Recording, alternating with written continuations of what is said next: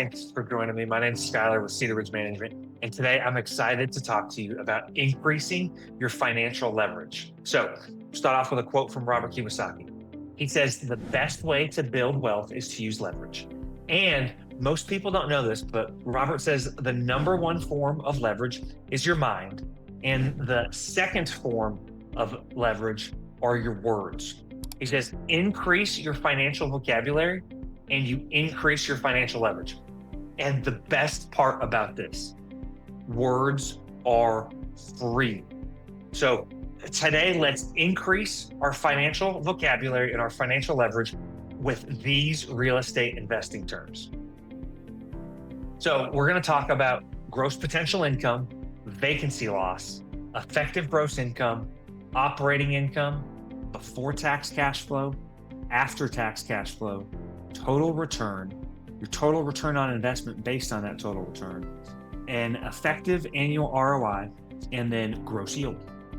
So gross potential income. This is total rent if the property was 100% occupied and there was zero vacancy. Now, we know that's not real, so we have vacancy loss. Vacancy loss is loss of rent because of a vacancy. Super simple. It's nice to separate these things. So you want to have your gross income, and then you want to look at your vacancy loss because you can control your vacancy loss. The two best ways to minimize this vacancy loss are, one, to price the property correctly from the start. Don't start off too high. You want to price it right from the start. We found that if you price really, really high and drop your price as you go, you're going to sometimes have almost double the vacancy. And then the second thing is you want your property to be clean and neat in appearance. We go for hotel clean. You'll see in this example that the vacancy loss on this property at a 5% vacancy rate is $1,395. Right, moving on to effective gross income is gross potential income minus vacancy loss equals effective gross income. And this is the actual income or revenue you can expect from the property. In this example, we have a gross potential income of $27,900. And if we subtract our vacancy loss of $1,395, it gives us an effective gross income of $26,505. Moving on. Now we have operating income. This is sometimes referred to as net operating income, and it's your effective gross income minus operating expenses. Now, I want you to notice on operating expenses, we have property taxes as an operating expense. And that's important because we'll talk about taxes and after-tax cash flow, but property taxes are an operating expense. So your operating income is your effective gross income. In this example, it's $26,505 minus your operating expenses. In this example, that's $10,481. And that gives us an operating income of $16,024.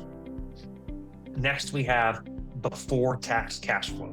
So before tax cash flow is money left after operating expenses and loan payments, but before income taxes. So it's basically your operating income minus your mortgage payment.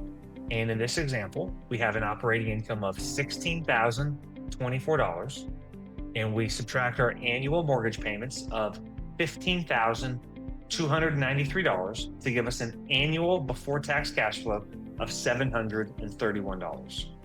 Next, we have our after tax cash flow. Now, this is cash remaining after operating costs and loan payments and taxes, and it's akin to the investor's true take-home profit. This number could actually be more money or less money than the before tax cash flow based on how you do your taxes and how you depreciate the property. I'm not a tax professional. I kind of have this beef with people saying they're not tax professionals, so they don't want to talk about this stuff. Depreciation and how you depreciate your properties and your play into your wealth building strategy. And I really would love to talk to you about this. Taxes is going to be one of the number one expenses over your entire life. So if you want to talk to me on a very real level and say, hey, Skylar, talk to me about after-tax cash flow, I would love to talk to you about it. So please shoot me an email. It is very personal, like it's very individualized. So there's not a one size fits all, but I would love to talk to you about this. So please do email me at skylar@cedarridgemgmt.com, and we'll talk about after tax cash flow all day long. Let's move on though to the next one. So total return.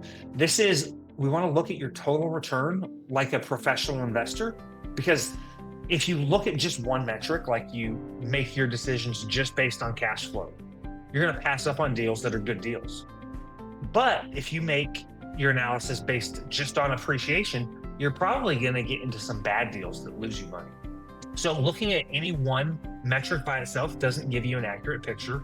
And that's why professional investors look at appreciation, debt pay down, and cash flow and depreciation to help them make an accurate financial move before they buy something. So because depreciation is very individual, we're just going to look at debt pay down, appreciation, and cash flow in this example.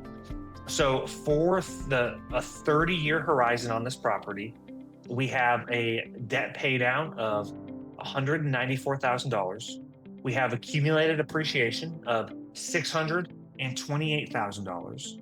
And we have an accumulated cash flow total of $324,000. So our total return on this property for 30 years is $1,147,163. I'll say that again. The total return for this property, if we held it for 30 years, would be over $1 million.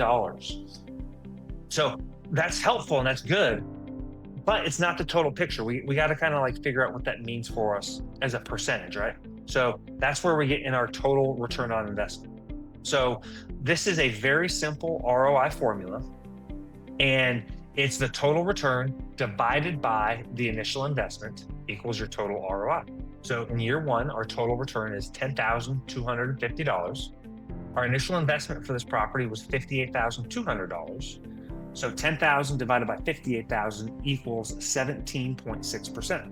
Now, if we hold on to this property for 30 years, our total ROI, again, just a very simple ROI formula, is the total return of $1,147,000 divided by $58,000 equals 1,971%.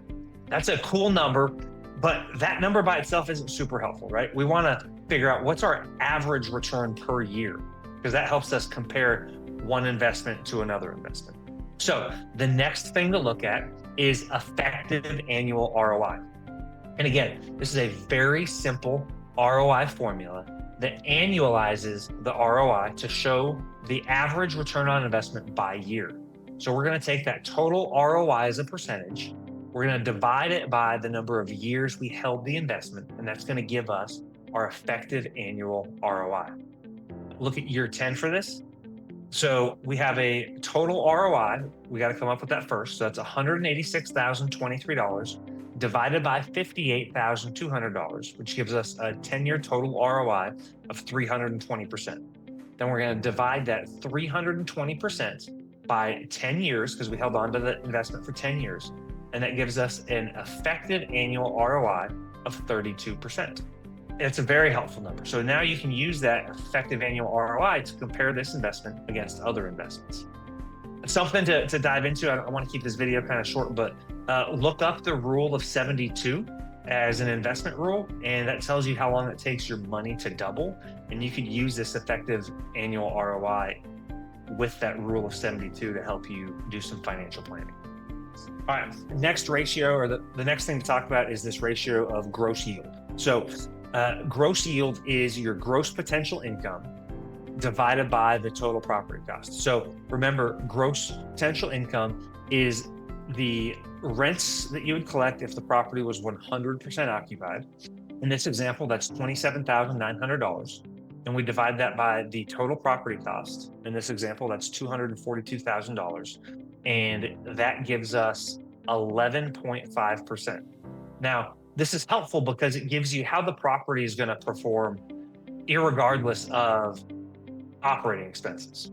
So Typically, as an investor, you can control your operating expenses. So if you sort a list of properties out by what you think you could buy them for and what you think their gross potential income would be, it's going to help filter down a large list of properties into a smaller list of properties.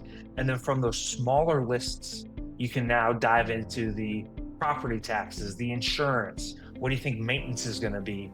And it's the gross yield is just helpful because it helps you take this big list, make this small list, and then from that small list, you do a lot of very detailed due diligence so you can pick an investment that makes sense to make an offer on and help grow your portfolio.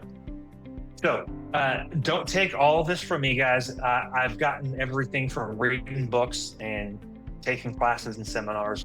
Three of the most helpful books for me are Hold, How to Find, Buy, and Rent Houses for Wealth. Super, super helpful, super easy and simple. You leave that book with a plan to implement to build your wealth. Another one is The Small and Mighty Real Estate Investor by Chad Carson. I personally think this is the best book on real estate investing out there.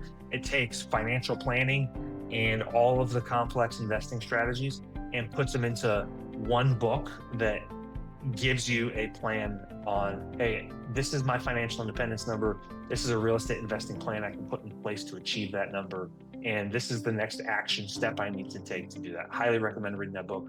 And then another gold nugget book that isn't fancy is Building Wealth One House at a Time. Phenomenal book, guys. You can't go wrong with any of these. I suggest reading all of them. I really enjoyed this. I hope you did too. Hope it brought you value. Let me know what you think. Hope this helps. If you want to talk about anything more, please shoot me an email. God bless you guys, and I will talk with you later. Take care.